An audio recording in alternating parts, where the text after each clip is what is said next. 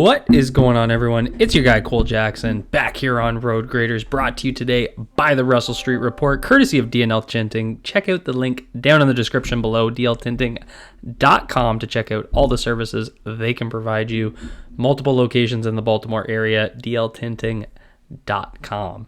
We're going to be talking about Daniel Faalele and the game that he had that represents a major bounce back from a rough week last week, and I'm really excited to dive into this. If you're excited about the progress he showed, hit that like button, hit subscribe if you're new here, and drop a comment down below. Let me know if this gave you any sort of certainty around the Daniel Faalele right guard situation. Do you want to see more? I know I do. This was going against a D-line that, has been getting ravaged all year on the ground, but still. All that said, Faalele showed some marketable improvement. We're going to start in the pass protection game, and I think you'll see clear as day that there's some things that he improved. The issue with Faalele is going to remain that when he loses, it's just really bad losses, and those stack up, and they can happen in key moments. And so that's kind of what we're going to take a look at. But this is going to be that play at the end of the game. You're going to see him. They're going to have a slide to the left in. He's going to overtake the one tech and just sit down nicely into his anchor there. So like how he's just getting over there, taking on a nose, and just, being large is such an advantage for him. A little bit of issue handling the blitz from McCary and Hill. They both just kind of get a little confused there, but that's not on Faalele. Nice pickup. Gets his back of his ankle rolled into a little bit there. We're going to see a nice handle of the stunt here, and the communication and diagnosis between both McCary and Faalele took a huge step in this game. So 97 is going to try and attack that outside shoulder of Daniel Faalele, work upfield, and you're going to see McCary, the way he reacts to it is so clean, and there's obviously some sort of communication. So they're up in their stance at this point, and McCary's going to see Micah Parsons plant his foot and start to go inside, and when he sees that, his eyes fixate on the inside man because he knows it's coming. There's definitely some sort of communication going here, because as Faalele is going to pass that off, he's going to get nice and low and cut across, and right there, hands are up, ready to engage Micah Parsons. Parsons goes into a little bit of a low gear there, ends up picking up the Lamar on the scramble, but just handled so much cleaner than what we saw out of the two of them last week. Faalele struggled to even see them and react to them. Their eyes are up, very clearly red. No, that's exactly what you want to see. We're going to see it again here. 92 is going to attack upfield. DeMarcus Lawrence is going to come across. And so this is the touchdown throw to Bateman. I think that you could still say this is a loss in the rep, but it was very clearly diagnosed by Faalele, which was my biggest issue last week. So it's kind of, and why I would say it's still a loss is because as Lawrence comes across, I think Faalele gets a little bit too deep in the pocket here. So once he has to cut across, all he can do is recover and try and ride inside the pocket, but across. So he's giving up the pocket, but I don't have a huge issue with this because when you get an outside edge player stunting inside, it creates this area. So as long as the quarterback is seeing that and able to roll into it, it's not a huge deal. Obviously, we want to maintain a clean pocket, and I think the key was coming off this quicker, but he did see it. His eyes are up. Points for awareness. That was one of my biggest critiques last week, so I'm seeing that improve much better. This is going to be a stunt late in the rep, and he's going to work on 97 early in this rep. You got 3-on-2 here with Andrews in there in protection. He's going to release, and as he does, they pick this up pretty well. McCary overtakes, and then you can see, and this is kind of what I mean, he's deeper in the pocket, but he's cutting off. He's going to maintain that leverage point outside or inside, and you can see his helmet start to cross there into the inside point. So that's what we want to see. I think we moved on to another rep there.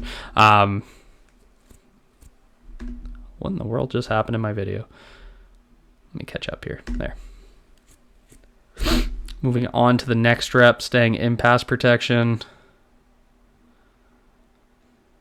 They're gonna roll to the right here. I just liked the way he fires out of his stance here. This is what I wanted to focus on. For the first time in 3 years, I think he might be the first one out of his stance. Ball snaps, he's out first. And they are sliding to his side. Linderbaum's coming over, but he's got this rep handled with or without Linderbaum. So that's really what I want to see, because if he could consistently pop out of his stance like this, I think he'd be fine in pass protection. He's going to use his length. As you can see right here, he does create these long arms, which does make him prone for double hand swipes, which we are going to see him lose on in this video here in a second. But when he hits his punch, he's so long, he kind of halts them right at the start of their rep, and it's hard to recover from that for a defensive lineman. So if he could get out of his stance consistently like that, I think, it's going to go a long way. And this is where, when he shoots his hands early, if he doesn't use his feet, he can lose. You're going to see him, kind of whiff there with his hands and just get double hand swiped. Micah Parsons is also going to walk Linderbaum, but you'll see what I mean. So he comes out of his stance, and his hands are going to shoot out, and you're going to see both of the hands of the defensive lineman shoot down, and then you're going to see this outside hand shoot up and a rip. So he's going to go double hand swipe, rip, and create that easy laneway. So this is part of the problem with Faalele. When he loses, it just seems like he loses quickly. Linderbaum also got walked by Parsons there. So really what he needs to do is, when he has a wide alignment, because you got a 4-eye technique here, is he needs to get another kick step out, I think, before he shoots his hands, if he's going to threaten the edge, which he does. He works up pretty vertically, so just that extra step so that he can stay a little bit square. Again, I know Faalele wants to get out there, and he comes out of his stance well, and he wants to get his hands on him, but when he shoots his hands too far, he's going to end up leaning, and that's where they're going to take advantage of him. This is another rep that I thought he lost pretty cleanly. So they're going to have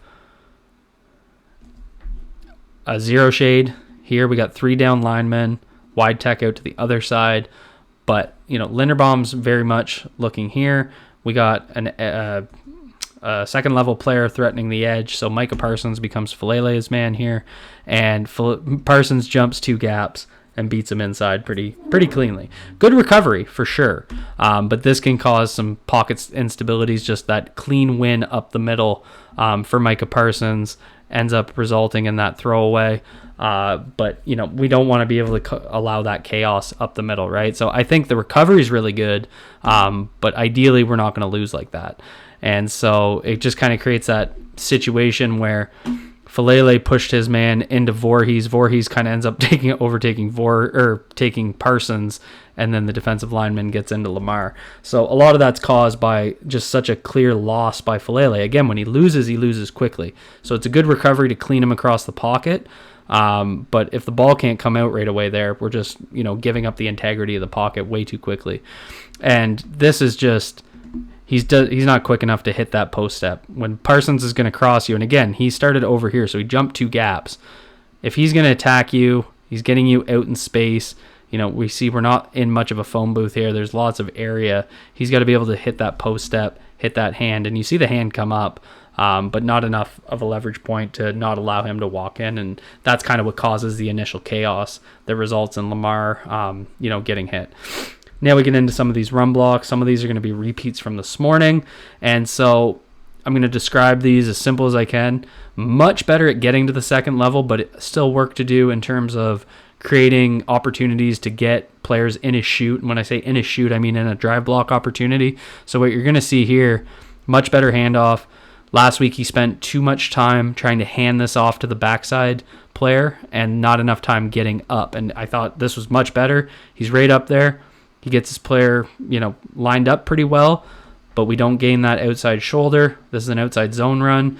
If we're able to maintain that, Charlie Kolar can continue into the safety, but because he's giving up too much leverage here, he's now overtaken him. Kolar has to come in and hit there, and then that just kind of breaks down the run. So still a good run. Like, this isn't anything bad. It's just that's kind of the last step for Faalele on these combo blocks, and you're going to see it repeatedly through these reps. But last week he couldn't even get to the second level, so this is marketable improvement. You're going to see it. Love this here. Just because they wash so much better on the backside. A lot of these runs that were designed for the left side, you're going to see Derrick Henry cut these back. And this is a good job by Faalele. If you get beat inside on a zone run, just at least finish your guy, wash him into the ground, because the running back can always hit those cutback lanes. So they did that really well in this one. We're going to see another solid pass off. Again, he's got to pass him off, get into 50, And, a little bit better. Not really anything to complain about here because a lot of zone blocking can be finesse. He really just wants to absorb 50 here. And again, we're going to cut that back to the right by Derrick Henry. And Faalele just kind of completely takes his guy out. So that's a good block to me. It's not perfect. I'd like to see him get him in a shoot a little bit better. But if you're going to do it, you may as well maul him like that. Here's going to be that touchdown run. We'll focus on the start a lot more than on the back. Again, it's another run designed to go to the left. You can see it's just inside zone to the left, going off Voorhees' ass. And Derrick Henry just so good at reading those backside cuts. And he's going to cut this right behind the ace block of Tyler Linderbaum. And you can see Faalele basically clears the lane right there. McCary's out there just absolutely walled off his defender, creates that opportunity, and then Derrick Henry's in the third level doing what he does so well. But a lot of this starts up front with Daniel Faalele and Tyler Linderbaum, clearing out on that ace block, moving Mazi Smith. Faalele gets that big push right there. You see Mazi Smith kind of go flying and, creates that opportunity. So, again, another run that was designed to go to the left, but it was really that backside work by McCary and Faalele getting that one done. And this is going to be, again, another combo block getting into the second level. So he's going to get that hand up. He's going to bounce down on Mazi Smith, and then he's got to climb to 13. He's going to leave 50 because we have Ricard back there. So I'm good with that. Ricard's going to take care of 50. He's got to get into 13 off the combo, and he does a good job there. Again, he gets him into a shoot, but he doesn't get him into a shoot because he's just kind of like getting out there a little too high. Disrupting him, but he's not able to drive him. And that's kind of the last step in finishing these combo blocks. And we're going to see it almost the exact same play here. So he's going to bang down on 58. Again, same alignment. Ricard's going to come at 50. Faalele's got to get into 13, and it's kind of the same concept. He's just not getting him. He's giving up a little too much room. We want to see him get a little bit lower, be able to engage him, get his hands into his chest pad. We're way too wide on our hands here, and if we're going to have this approach, then we need to run through the player. And 13 just kind of works around him with his quickness. So that's kind of the last step of Faalele, finishing this run block improvement. Here, I just wanted to highlight just his pad level on this play is spectacular. This just would remind you of his rugby days where he's just low. He's going to clear out the pile, push, and create that opportunity for Voorhees to pull around on the power. Those were just down blocks, but created that nice little gap. Much better work here. Again, he's going to bang down on the ace block on the one tech and then climb into the second level, and he gets him into his shoot a little bit better right there, and then drives. So no issues there. It's just consistently doing it. And then what I threw this one in because this was the play that the commentators froze on to kind of show that they almost punched the ball out on Derrick Henry. And you see Faalele and McCary end up on the ground. And again, this is really going to come down to how Faalele can play in critical moments. Him and McCary are working a deuce block here on the backside. And again, this is what works so well for this team, but you can see 18, gaining that. This has to be squeezed by Faalele. He needs to get, it kind of felt a little bit like last week. He needed to get that inside hand or that outside hand into that shoulder, start to work into the second level. We saw him do it, all game long, and he just gives that up there, and that's almost a darn fumble. So it's really going to come down to high leverage moments. What can Daniel Faalele do? And that includes both the pass and run game. So not trying to, highlight this as an overly significant rep, but it just kind of reminded me of that 1st and 10 with 3:38 last week when he gives up the sack on the twist in a critical moment. Just need to be better in those periods of time. That's all I have for you guys. Hit that like button if you enjoyed this breakdown. Hit subscribe if you're new here. Drop a comment down below. Let me know where your confidence level is with Daniel Faalele. And as always, be good to yourselves, be good to each other. Peace out.